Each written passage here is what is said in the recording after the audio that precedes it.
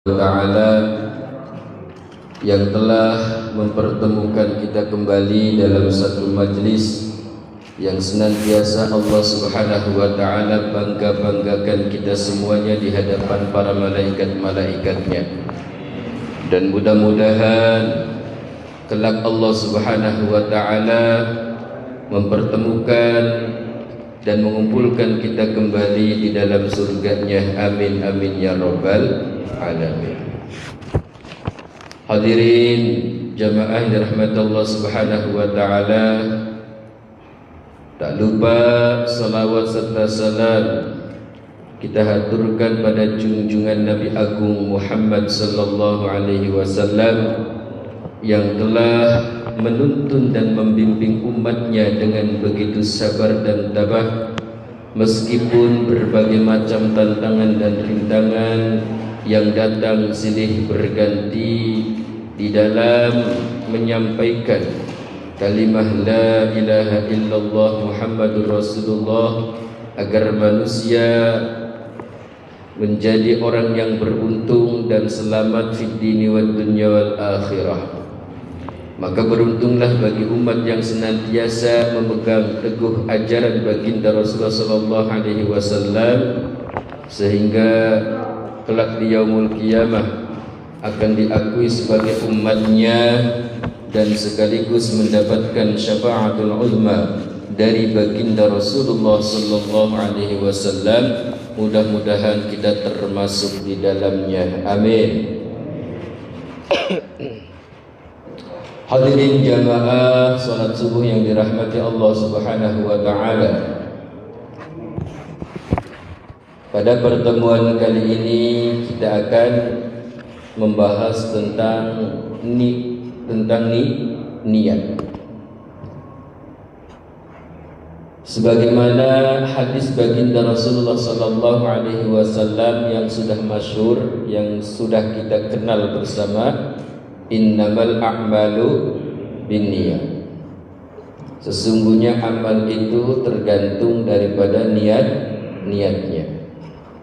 Bahkan dalam mazhab Imam Syafi'i rahmatullah alaih, ketika melaksanakan wudu kita diwajibkan untuk niat. Begitu juga di dalam melaksanakan sholat kita wajib niat. Nah, definisi niat yang sudah kita ketahui mungkin dari para ustaz atau para kiai yang menyampaikan definisi daripada niat itu sendiri di dalam kitab-kitab fikih adalah qasdu syai' muqtaranan bi fi'lihi, yaitu menyengaja sesuatu berbarengan dengan pekerjaannya. Itu namanya niat. Ada orang itu niat tetapi tidak berbarengan dengan pekerjaannya, maka dalam mazhab Imam Syafi'i itu disebutnya adalah sebagai azam, baru berkehendak. Maka di sini dibedakan oleh Imam Syafi'i, kecuali di bulan puasa niatnya terlebih dahulu di waktu malam, tapi pelaksanaannya adalah di waktu pagi dan seterusnya. Namun dalam pertemuan kali ini saya tidak membahas tentang ilmu fikihnya atau niat menurut perspektifnya ulama ahlul fikih, tidak. Tapi ini niat secara umum. Dan di antara keistimewaan niat itu sendiri adalah menjaga, menolong setiap amal perbuatan kita. Itu di antaranya. Maka di dalam kitab Tanbihul Ghafilin dijelaskan bahwasannya Rasulullah sallallahu alaihi wasallam, dan ini adalah hadisnya yaitu hadis qudsi. Allah Subhanahu wa taala berfirman, inni lastu aqbalu kalama kulli hakimin. Aku tidak menilai perkataan setiap orang yang bijaksana. Walakin anzuru ila hammihi wa hawahu. Akan tetapi aku akan melihat sejauh mana mereka ini niat di dalam hatinya. Jadi kalau orang itu berkata berbagai macam perkataan tetapi tidak didasari, dilandasi dengan niat yang baik, maka Allah Subhanahu wa taala tidak melihat dari segi perkataan orang tersebut, akan tetapi bagaimana ia ada niat di dalam hatinya. Makanya kalau menurut perspektifnya ilmu fikih kan begini, ketika orang itu niat dalam hatinya, saya niat sholat subuh 2 rakaat, tapi perkataan atau lafal yang diucapkannya itu usolli fardhol maghribi umpamanya, dalam perspektif ulama ahlul fikih itu tetap sah. Karena apa? Karena lafal itu hukumnya sunnah kalau menurut perspektifnya ulama ahlul fikih. Maka yang menjadi tendensi dasar topangan dalam satu amal atau berbagai macam amal itu adalah yaitu dengan niat. Sementara wa mahalluhu al-qalb, tempatnya niat itu berada di dalam hati. Nah, kata Allah Subhanahu wa taala, aku tidak menilai perkataan setiap orang yang bijaksana, akan tetapi aku melihat ilahami terhadap hatinya, terhadap niatnya.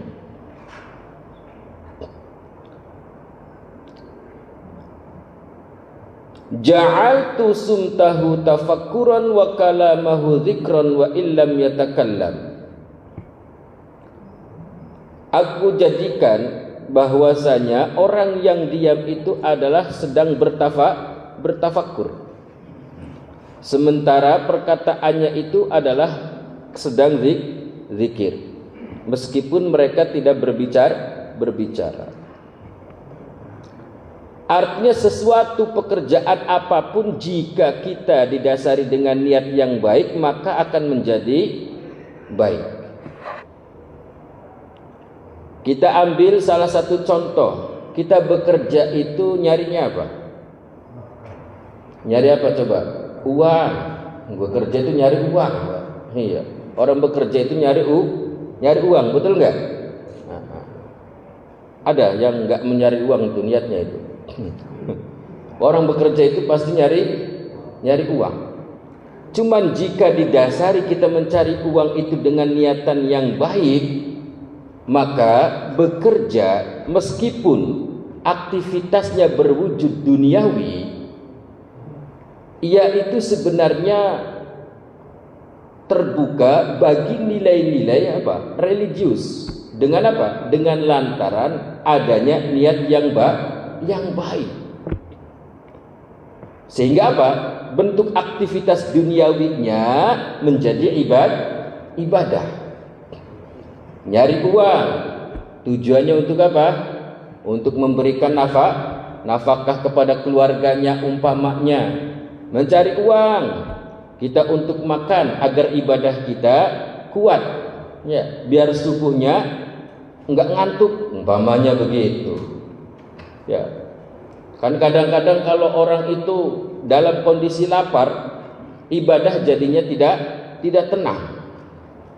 Tidak tenang. Maka perkataan Gus Dur itu apa? Ya, perkataan Gus Dur itu kalau perutnya kosong, pikirannya melompong, begitu. Ya. Kalau perutnya itu dalam kondisi penuh, maka pikirannya juga penuh. Maka dengan menggunakan istilah bahasa Jawa kalau Gus Dur, ya. Boteng war pikiran tetek, begitu, ya. weteng luweh pikiran ngalih begitu. Ini sebuah apa? Filosofi yang disampaikan oleh Gus Dur. Intinya adalah bagaimana setiap amal perbuatan yang kita kerjakan itu jangan lupa selalu kita niat. Karena meskipun satu pekerjaan kita tidak lakukan, tetapi dengan adanya niat tetap kita akan mendapatkan pahala. Dengan landasan hadis apa? Niatul mukmin khairum min amali. Niatnya seorang mukmin itu lebih baik dari amalnya. Tapi hadis ini berlaku untuk amal-amalan yang sunnah, ibadah-ibadah yang sunnah, bukan ibadah yang fardu. Jangan disalah terapkan nanti hadis ini. Nanti hadis ini diterapkan kepada yang fardu, bahaya. Kan kata Rasulullah sallallahu alaihi wasallam itu apa? Niatul mukmin khairun min amali. Niatnya seorang mukmin itu lebih baik dari amalnya. Ya meskipun niat tanpa beramal kan masih bagus begitu katanya. Akhirnya apa? Pas ketika bulan suci Ramadan tiba, puasa. Yang penting niat aja dah malamnya begitu. Pas pagi-paginya enggak puasa. Nah ini ya, kalau amalan sunnah enggak masalah. Maksudnya ketika mereka mau berpuasa Senin, Kamis, atau puasa itu Ayamul Bid dan lain sebagainya, selain amal-amalan atau ibadah yang fardu, enggak masalah. Tapi kalau amalan fardu dengan menggunakan hadis ini, oh ya jangan. Karena tidak relevansinya itu tidak munasib, tidak sesuai. Gitu ya. Antara dalil dengan madlulnya. Maka niatul mukmin khairum min amalih ini maksudnya adalah ketika kita melaksanakan amal-amal ibadah yang sunnah, maka boleh kita niat dulu meskipun kita tidak mengerjakannya. Bisa dipahami ya? Seperti bekerja ya. Ya meskipun kita umpamanya nih mau berangkat ke kantor atau berangkat ke pabrik. Sudah niat besok saya masuk gini. Tiba-tiba enggak masuk. Tapi sudah ada niatan masuk. Tetap masih ada pahala di sana. Karena ada niatan. Maka hadirin jamaah salat subuh yang dirahmati Allah Subhanahu wa taala, Rasulullah sallallahu alaihi wasallam itu bersabda begini, "Kam min amalin yatasawwaru bi surati a'malid dunya wa yasiru bi husni niyati min a'malil akhirah." Jadi berapa banyak ya aktivitas yang berbentuk duniawi kemudian berubah menjadi nilai-nilai ukhrawi dengan lantaran adanya niat yang baik. Begitu juga sebaliknya, wa kam min amalin yatasawwaru bi surati a'malil akhirah thumma yasiru min a'malid dunya bisu'in niyyah. Berapa banyak orang yang melakukan aktivitas keagamaan namun berubah hanya menjadi aktivitas dunia belaka dengan lantaran apa? Niat yang tidak baik, alias niat yang buruk. Saya kasih contoh saja. Saya ngasih contohnya yang real saja. Kita ngaji nih dari rumah nih ya. Berangkat dari rumah, tapi niatnya bukan untuk ngaji. Niatnya nyari menu sarapan pagi umpamanya. Nah, meskipun kelihatannya ini adalah bentuk aktivitas keagamaan, akan tetapi rusak dengan adanya niat yang buruk. Maka dalam hal ini tashihun niyah, perlu memperbaiki niat kita. Sudah saya sering sampaikan kan, selalu perbaiki niat kita dalam setiap amal kita. Berbicara mengenai pekerjaan, manusia itu di dunia ada dua hal yang harus dikerjakan. yaitu kerja untuk manusia, yang satunya lagi adalah kerja untuk Allah. Betul nggak? Ya. Jadi kerja untuk dunia itu nanti ada dua macam pekerjaan manusia di dunia ini. Ya, ini apa? Pekerjaan materi dan pekerjaan imateri. Pekerjaan materi tentu akan menghasilkan apa? Benda. Akan menghasilkan benda, entah itu uang, entah itu beras, ataupun berbentuk kendaraan. Ini namanya apa? Iya, pekerjaan materi. Kemudian yang kedua ada yang namanya pekerjaan imateri. Imateri ini bentuknya adalah bentuk ibadah. Yang melakukan akan mendapatkan pahala. Yang mengerjakan ibadah akan mendapatkan pahala. Puncaknya nanti berada di dalam surga. Kalau pahala itu nggak kelihatan, beda dengan uang. Ya, beda dengan uang atau beras dan lain sebagainya. Jadi nanti ketika mereka ini diperlihatkan oleh Allah Subhanahu wa taala nanti ketika berada di akhirat. Maka pekerjaan manusia di dunia ini satu, mereka mengerjakan yang namanya materi, yang kedua adalah pekerjaan imateri. Nah, berbicara tentang pekerjaan materi itu pasti ada beberapa sektor manusia yang akan dilaluinya. Di antaranya apa? Sektor primer, kemudian sekunder, dan yang terakhir adalah apa? Sektor, yaitu apa? Tersier. Iya. Jadi faktor primer itu apa? Sektor primer itu diantaranya mereka akan mencari tentang sumber daya alam, yakni bahan-bahan mentah yang nanti akan dikelola, dan nanti ujungnya manusia akan melalui sektor sekunder. Ini manusia hidup di dunia begitu, dan itu sudah sunatullah begitu. Dari semenjak Nabi Adam alaihi salam itu turun ke dunia, Allah ciptakan di dunia ini, Allah ciptakan, kemudian Allah Subhanahu wa taala turun ke dunia, maka disitulah ya manusia akan melalui tiga sektor ini, yakni pekerjaan di dunia yang akan menghasilkan dunia, yaitu sektor apa tadi? Sektor primer, mencari bahan-bahan pokok, yaitu bahan-bahan mentah. Seperti kita apa? Ya, mencari ikan. Itu kan bahan-bahan mentah. Terus apa lagi? Nyari padi atau nyari beras. Ini namanya bahan-bahan mentah.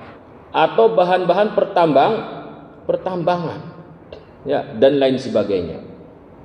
Yang nanti manusia akan melalui, yaitu apa namanya? Pekerjaan sekunder. Ya, pekerjaan sekunder tentu kita mengelola. Ya, seperti adanya apa itu? Pabrik, ya. Pabrik itu kan ada pabrik makanan, ada pabrik mesin dan lain sebagainya. Dari bahan mentah dikelola sehingga menjadi bahan jadi dan menjadi nilai yang tinggi begitu. Ya, contoh sederhananya singkong kan begitu ya. Singkong sekilo berapa dari petani?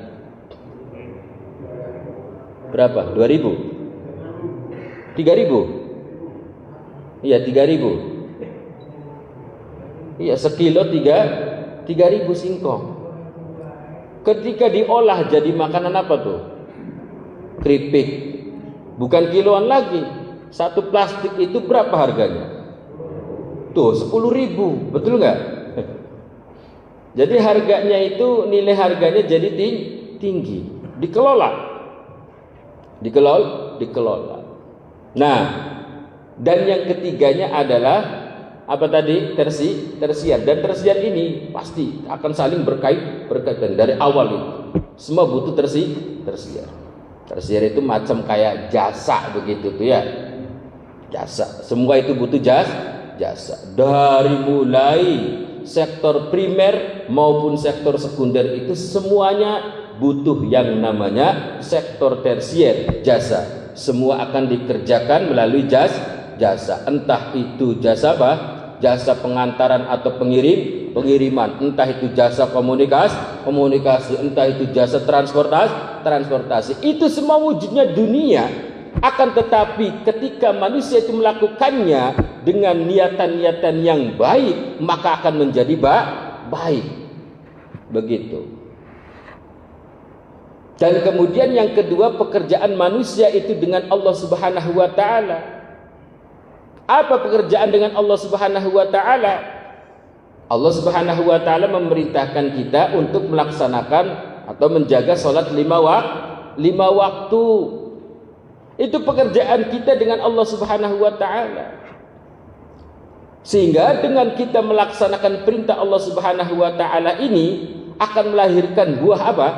Buah daripada ibadah yang selama kita buah daripada ibadah yang selama kita kerjakan melalui tuntunan-tuntunan yang telah ditetapkan oleh agama, yaitu dengan syariatnya baginda Rasulullah sallallahu alaihi wasallam, maka manusia tersebut akan menjadi manusia yang memiliki kehidupan yang stabil, memiliki kredibilitas, juga memiliki apa? Memiliki integritas di sisi Allah Subhanahu wa taala. Bahkan memiliki fakta integritas di manusia yang semacam ini karena memiliki kehidupan yang stabil. Bukan saja mereka ini bekerja untuk dunia, tetapi juga bekerja untuk Allah. Yakni sebagai bekal nanti untuk di akhirat. Jadi manusia yang semacam ini adalah manusia yang memiliki kehidupan yang stabil, ya. Juga memiliki kredibilitas dan memiliki fakta integritas baik secara verbal maupun perilaku sosial. Itulah manusia yang di hadapan Allah Subhanahu wa taala akan memiliki dan menempati tempat yang terbaik. Munculnya dari mana? Dari mulai niat. Begitupun ketika ilmu yang kita dapatkan nanti, Allah Subhanahu wa taala akan mudahkan seseorang itu memahami, mencari ilmu, mendapatkan ilmu, tentu dengan adanya niatan yang baik. Jika tidak ada niatan yang baik, bagaimana ilmu itu akan melekat? Bagaimana Allah Subhanahu wa taala akan memasukkan ilmu, hikmah terhadap hatinya? Karena ilmu itu adalah nur, yaitu cahaya yang akan menerangi kalbu kita. Kalau kalbu kita, hati kita kemudian apa? Tertutup dengan niat yang tidak baik, sehingga mengakibatkan tidak masuknya nur pada kalbu kita. Allah tidak memberikan hikmah terhadap hati kita. Maka jaga niat kita. Maka di sini dijelaskan tentang nasihatnya orang-orang terdahulu, para alim ulama terdahulu. Kalau nasihatin dengan teman-teman sendiri itu cukup dengan 3 kalimat. Begitu katanya. Kana ahlul khairi yaktubu ba'dahum ila ba'd. Yaktubu ba'duhum ila ba'd. Jadi biasa mereka itu melakukan kebaikan. Yang biasa melakukan kebaikan itu para alim ulama, kemudian mereka memberikan nasihat dengan 3 kalimat kepada yang lainnya, pada teman-temannya. Mereka memberikan nasihat dengan 3 kalimat, yaitu yang berupa man amila li akhiratihi kafallahu amra dunyahu. Orang yang beramal untuk akhirat, orang yang beramal untuk akhiratnya, kafallahu amra dunyahu, maka pasti Allah Subhanahu wa taala akan mencukupi urusan-urusan dunianya. Jadi mereka bekerja tidak melupakan Allah Subhanahu wa taala di kantor, meskipun sibuk berbagai macam kesibukan aktivitas pekerjaan yang ada di kantor yang selalu menyelimuti di dalam dirinya, namun dia tidak pernah melupakan Allah Subhanahu wa taala. Meskipun mereka menjadi seorang pedagang keliling, tetapi mereka tidak pernah melupakan Allah Subhanahu wa taala, maka urusan dunianya Allah Subhanahu wa taala akan beri kecukupan. Tuh, ya. Makanya biasa kata orang itu kan, pas mau beli rumah duitnya cukup kan begitu. Ya. Kalau kita cukup apa kurang kira-kira? Nah, kalau kita biasanya kurang terus. Para alim ulama begitu dulu tuh ya. Cukup ya. Jadi kata para alim ulama itu, jika mereka senantiasa bekerja untuk akhirat apapun bentuknya, maksudnya itu meskipun bentuknya dunia, tapi kalau niatannya adalah untuk akhirat, maka Allah Subhanahu wa taala meskipun hasil usahanya itu mereka mendapatkan umpamanya sedikit, akan tetapi Allah Subhanahu wa taala dengan pemberian yang sedikit terhadap hamba-hambanya itu adalah pemberian yang Allah Subhanahu wa taala akan berikan kecukupan. Dilalahnya begitu bahasanya gitu tuh ya. Ya, dilalahnya. Dia punya beras seliter, dilalahnya gitu kan ya. Meskipun anaknya ada 5 gitu tuh ya. Belum lagi ditambah istrinya 2. Ya dilalahnya gitu, seliter itu cukup. Umpama, ini mau umpama. Iya.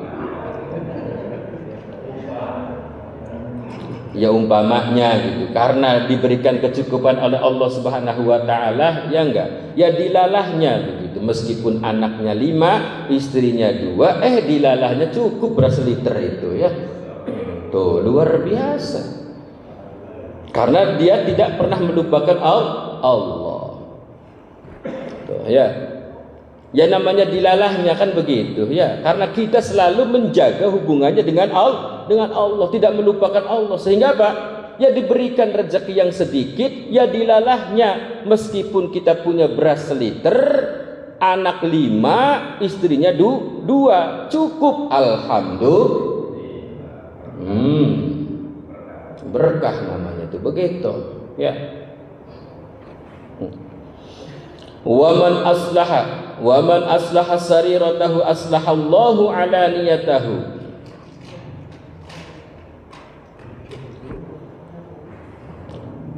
Dan barang siapa yang selalu niat kebaikan untuk Allah Subhanahu wa taala, maka Allah Subhanahu wa taala pun ya, barang siapa yang niat tujuannya baik, pasti Allah akan menyatakannya baik pula dalam dalam pernyataan secara lahiriah. Jadi dilalahnya itu kelihatan perilakunya Allah Subhanahu wa taala, tampakkan orang itu menjadi perilaku yang baik dan tidak hina di hadapan orang begitu. Karena apa? Karena selalu ada niatan tujuan memang karena Allah Subhanahu wa taala. Maka jangan niat dengan yang lainnya. Niat tujuan karena Allah taala. Makanya sering kalau kita itu kalau wudu itu tidak lepas dari kata lillahi ta'ala, kan begitu. Salat juga begitu kan ya. Fardhon lillahi ta'ala. Maksudnya biar kita tujuannya tetap kepada Allah Subhanahu wa taala. Ya, bukan karena fardhon lil kantor umpamanya gitu. Fardhon lil PT umpamanya gitu. Apalagi fardhon lil janda umpamanya begitu tuh ya. Tentu fardhon lillahi ta'ala begitu. Jadi niatnya ditujukan kepada Allah Subhanahu wa taala. Dan yang ketiganya adalah waman aslaha fima bainahu wa bainallah aslahallahu fima bainahu wa bainan nas. Dan barang siapa yang berbuat, yang selalu menjaga hubungan dirinya dengan Allah Subhanahu wa taala, artinya menjaga hubungannya dengan Allah Subhanahu wa taala dirinya ini. Ya. Maka Allah Subhanahu wa taala pun akan menjaga hubungan dengan Allah Subhanahu wa taala juga dengan manusia. Biasanya kadang-kadang manusia di dalam kehidupan itu ada yang namanya apa itu? Crash. Begitu dia. Ada yang namanya slack. Ada yang namanya gap-gapan begitu tuh ya. Ya mungkin di antara penyebab kita kurang menjaga hubungan dengan Allah Subhanahu wa taala. Kalau kita betul-betul menyelami hubungan kita dengan Allah Subhanahu wa taala di dalam kehidupan, tidak akan terjadi yang namanya crash, tidak akan terjadi yang namanya selek dan lain sebagainya. Karena kita selalu pandai menjaga hubungan diri kita dengan Allah Subhanahu wa taala. Sehingga apa?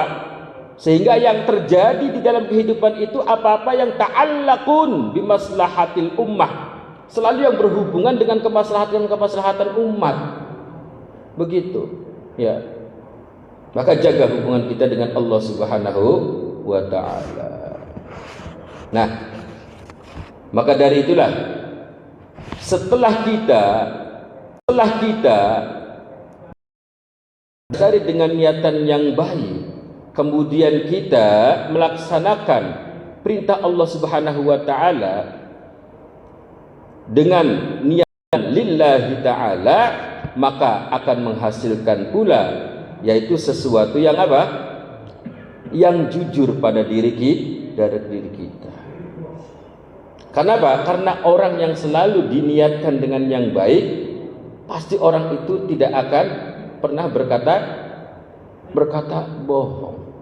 Rasulullah sallallahu alaihi wasallam senantiasa apa? Memberikan nasihat kepada umatnya itu dengan tashihun niat, yaitu selalu memperbaiki niat. Bahkan Rasulullah sallallahu alaihi wasallam ketika pada waktu mendapatkan wahyu dari Allah Subhanahu wa taala bahwa diperbolehkannya mencari dunia, maka gembira. Rasulullah sallallahu alaihi wasallam gembira. Lalu dikumpulkan para sahabat tersebut. Para sahabat dikumpulkan. Saya baru saja mendapatkan wahyu dari Allah Subhanahu wa taala tentang bolehnya mencari dunia. Tapi kata Rasulullah sallallahu alaihi wasallam, ini diperbolehkan dengan catatan apa? Mencari dunia dengan cara yang halalan thayyibah, dengan cara yang halal, bukan dengan cara-cara yang haram, bukan dengan cara-cara makar. Tapi bagaimana dengan melalui cara yang halal. Waduh, Pak Ustadz, kehidupan zaman sekarang itu mencari yang haram saja susah, apalagi yang halal. Berarti nggak lanjut jangan dengerin lagunya tuh. Ya, padahal di begitu tuh ya. Jadi itu apa? Perkataan yang tidak betul, perkataan yang tidak benar yang semacam itu. Jadi kata Rasulullah SAW, silahkan cari dunia, tetapi dengan catatan apa? Tentu dengan halalan thayyibah, dengan cara yang baik. Kalau menjadi seorang pejabat, sudah jadilah pejabat yang baik, jadilah pejabat yang amanah. Ya, jangan sampai apa? Sabet kanan, sabet kiri begitu. Sehingga terjadi apa? Terjadi korupsi, terjadi manipulasi dan lain sebagainya. Tuh. Maka Rasulullah sallallahu alaihi wasallam ketika mereka dikumpulkan, sini katanya, aku baru saja mendapatkan wahyu dari Allah Subhanahu wa taala bahwa boleh mencari dunia. Tapi ingat, jangan melupakan akhirat. Dan ingat, mencari dunia dengan cara yang halal. Tapi saya tidak tahu bagaimana cara mencari dunia. Maka kata Rasulullah sallallahu alaihi wasallam, antum a'lamu bi umuri dunyakum. Kalian itu lebih mengerti, kalian itu lebih mengetahui tentang urusan-urusan dunia. Maka silakan, kata Rasulullah sallallahu alaihi wasallam, carilah duniamu. Maka ada satu hadis yang mengatakan, carilah duniamu seolah-olah kau akan hidup selamanya. Begitu dia. Dan beramallah untuk akhiratmu seolah-olah kamu akan mati besok. Tuh. Ya. Kata Rasulullah SAW, boleh saja orang itu mencari dunia, tapi jangan terlalu mencari kecintaan terhadap dunianya melebihi gitu loh ya, sehingga melupakan kepada Allah Subhanahu wa taala. Maka dalam hal ini Rasulullah SAW berpesan kepada umatnya, sayati zamanun ala ummati yuhibbunal khamsa wa yansaunal khamsa. Nanti akan datang satu masa pada umatku di mana mereka cinta terhadap 5 perkara dan lupa terhadap lima perkara. Apa 5 perkara yang mereka cintai oleh manusia? Apa yang dilupakan 5 perkara oleh manusia? Yuhibbunad dunya wa yansaunal akhirah. Mereka terlalu cintanya terhadap dunia sampai apa? Sampai melupakan akhirat. Jangan sampai kita itu melupakan akhirat. Kita sudah bersyukur nggak dilarang untuk mencari dunia. Kita bersyukur. Ya. Kemudian kata Rasulullah SAW, wa yuhibbunal hayata wa yansaunal mauta. Mereka cinta terhadap kehidupan, akan tetapi lupa terhadap kematian. Kan sudah saya sampaikan pada pertemuan kapan, lupa saya juga itu. Manusia itu sehari semalam bernapas itu berapa kali? Masih ingat enggak? Ya udah, mudah-mudahan lupa lah ya. Iya, biar saya jelaskan lagi begitu.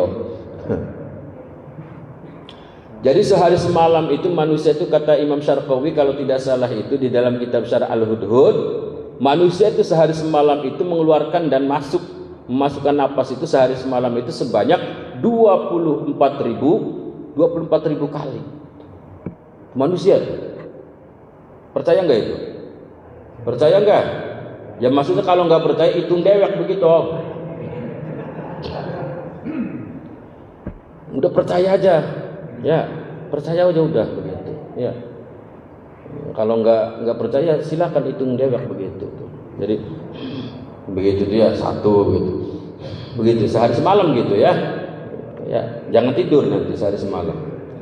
Kalau kata orang Jawa udah kayak orang ngebleng. Jadi sehari semalam itu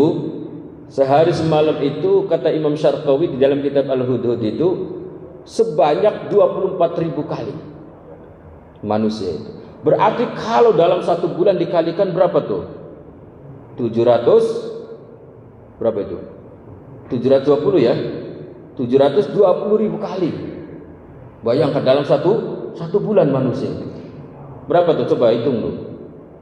Ya, pokoknya 1 hari 1 malam itu hitungan angka kasar saja itu sekitar sebanyak 24.000 kali.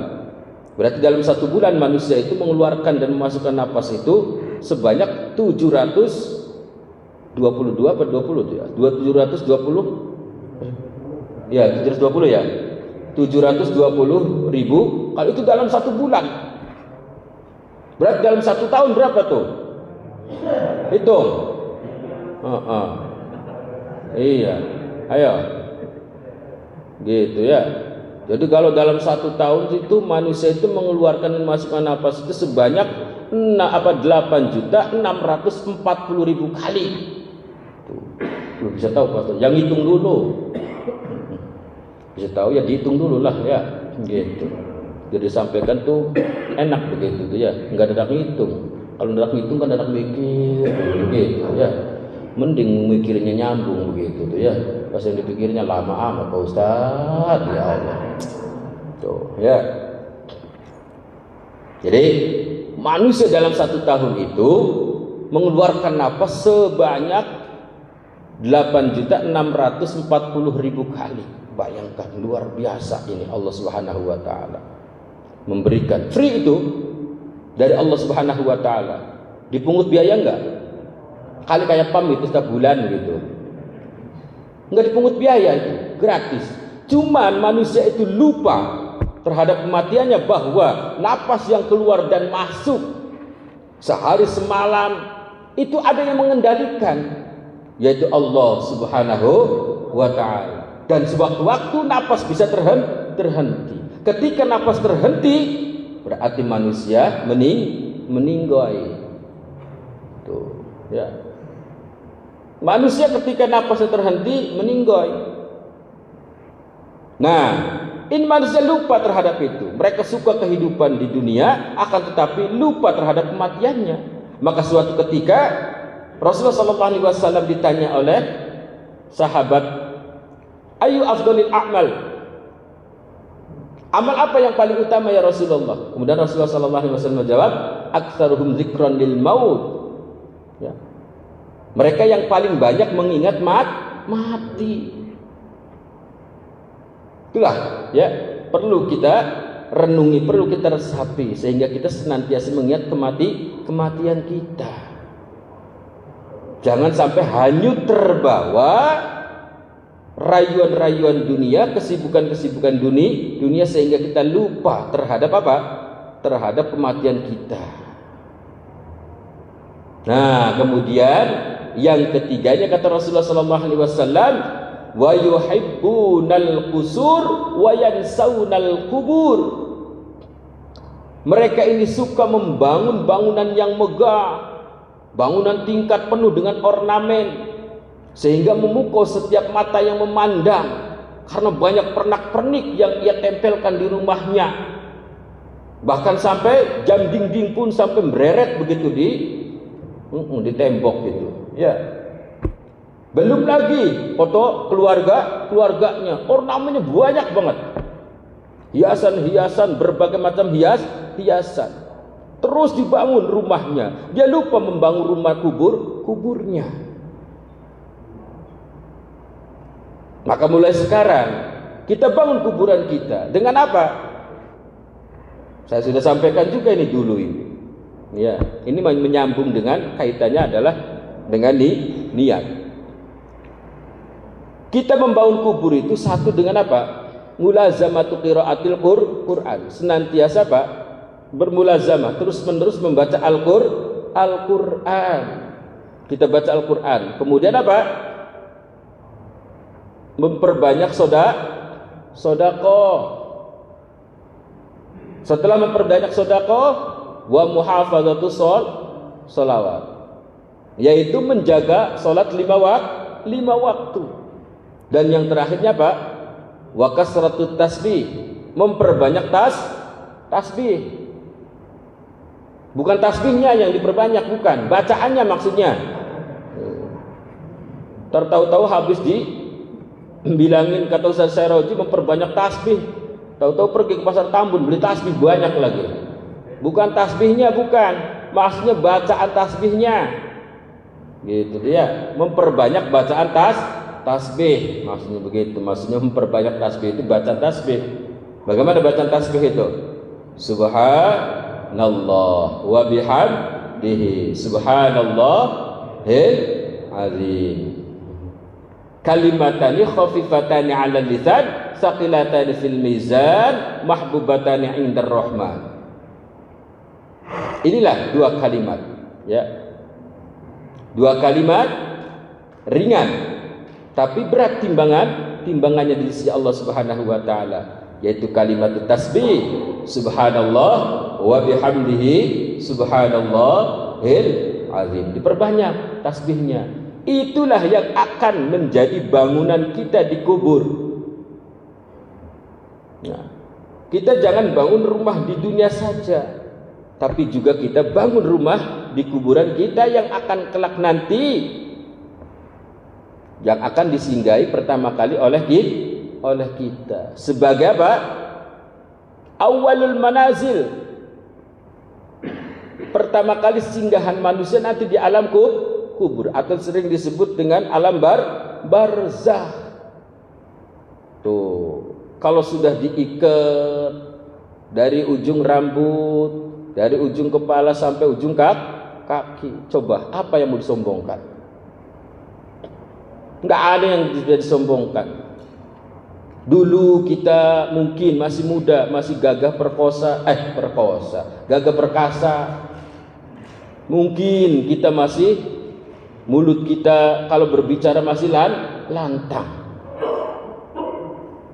Tapi ketika sudah dibungkus dengan kain kafan, apa yang kita sombongkan? Tuh ya, makanya bangun kubur kita dengan amalan bacaan Quran, memperbanyak sedekah, kemudian menjaga sholat kita yang 5 waktu, kemudian apa? Memperbanyak bacaan tasbih. Itulah bangunan kubur kita. Jangan terus yang dibangun adalah rumah. Maka Rasulullah sallallahu alaihi wasallam wanti-wanti, wa yuhibbunal qusur wa yansawnal kubur.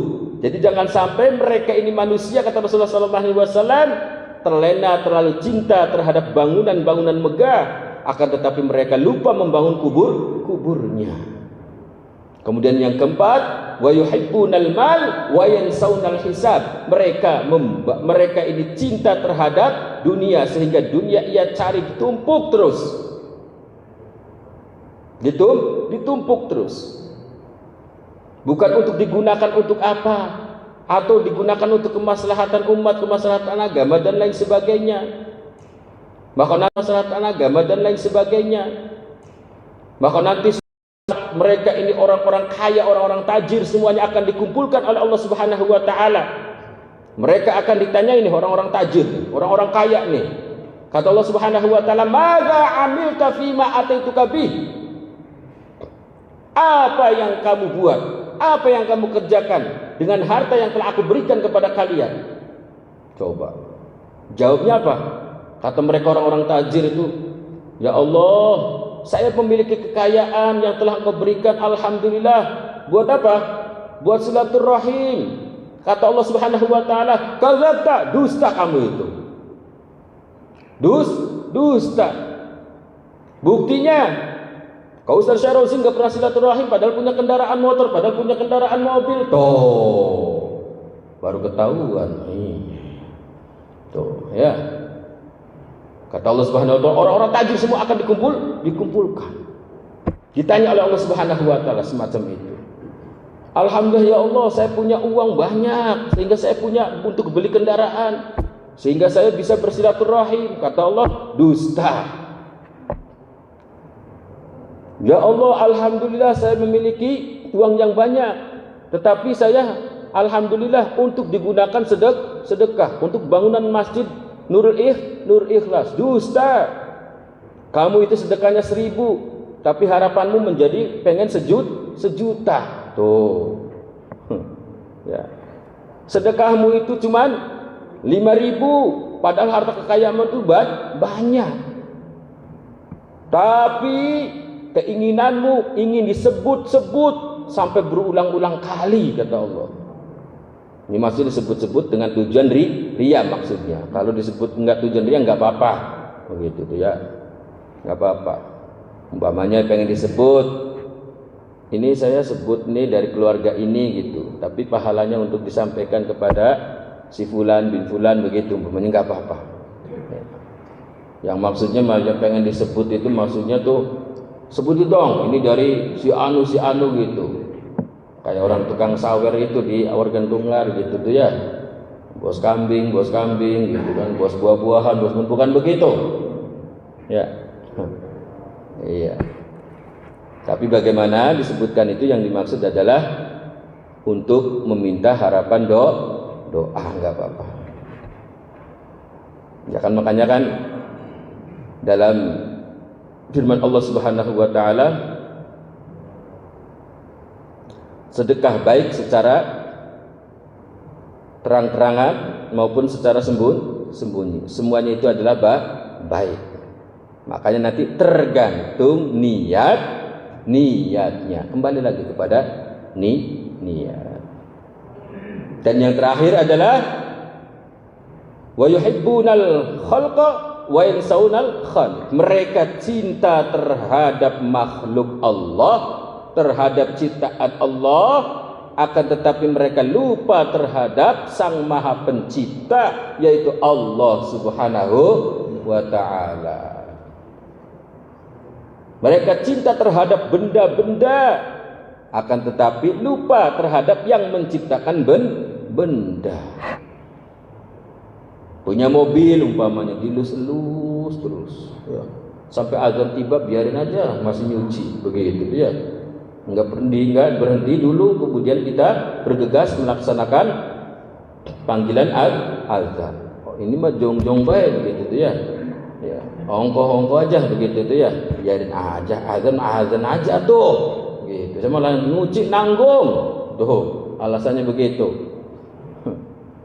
Padahal nanti ketika mereka sudah meninggalkan dunia fana ini di hadapan Allah Subhanahu wa taala, mereka sudah tidak bisa lagi beralasan.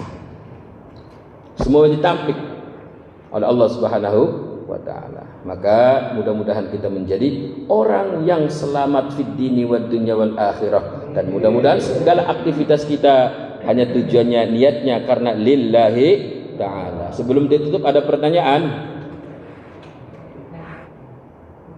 Saya kira paham semua ini udah ya. Iya, makanya saya ini tadinya pengennya sampai jam berapa? Sampai jam 8 ya pengennya saya itu. Cuma saya perhatikan itu duduknya udah pada doyong. Begitu. Iya. Ya sebenarnya ya, secara tidak langsung itu ngasih kode. Iya, saya juga ngerti. Cukup ya? Iya, ya mudah-mudahan sedikit bisa bermanfaat bagi semuanya, khususnya bagi saya pribadi.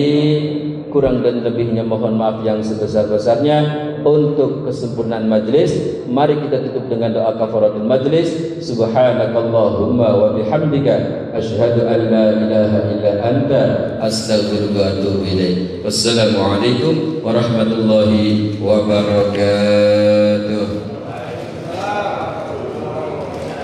Sallallahu ala Muhammad sallallahu alaihi wasallam.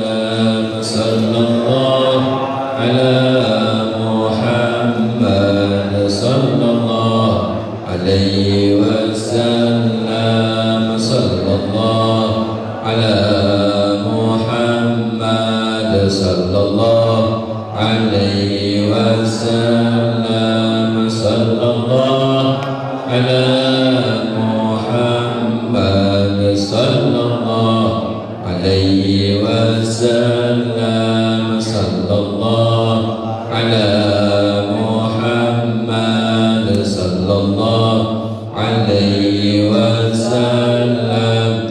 Sallallahu ala Muhammad sallallahu alaihi wasallam. Sallallahu ala Muhammad sallallahu alaihi wasallam. Sallallahu ala Muhammad sallallahu alaihi wasallam. Sallallahu ala Muhammad sallallahu alaihi wasallam. Sallallahu ala Muhammad sallallahu alaihi wasallam. Sallallahu ala Muhammad ya Rabbi salli wa sallim. Allahumma salli wa sallim wa barik alaihi